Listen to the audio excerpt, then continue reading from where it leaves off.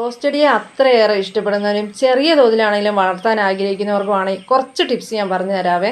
ആദ്യം തന്നെ ഇതുപോലെ ചെടിച്ചട്ടികളിലാണ് നടുന്നതെങ്കിൽ 2 വർഷം കൂടുമ്പോൾ മണ്ണ് മാറ്റി കൊടുക്കണം. ചെടി കൃത്യമായ അളവിൽ പ്രൂണിങ് ചെയ്ത് കൊടുക്കണം. പൂക്കൾ കൊഴിഞ്ഞാൽ അപ്പം തന്നെ ഒരു 3 ഇഞ്ച് അളവിൽ താഴോട്ടേക്ക് ഇറക്കി കട്ട് ചെയ്ത് കൊടുക്കണം. വർഷത്തിൽ 2 പ്രാവശ്യമെങ്കിലും ഹാർഡ് പ്രൂണിങ് ചെയ്യാൻ മറക്കരുതേ. ഹാർഡ് പ്രൂണിങ് ചെയ്തിട്ടുണ്ടെങ്കിൽ എല്ലുപൊടിയും വേപ്പിൻ പിണ്ണാക്കും ഉണക്ക ചാണകപ്പൊടിയും കൂടി മിക്സ് ചെയ്തേച്ച് ചുവട് ഇളക്കിയേച്ച് തണ്ടിൽ നിന്ന് മാറ്റി ചെടിയുടെ വശങ്ങളിൽ ചേർത്ത് കൊടുക്കാൻ മറക്കണ്ട.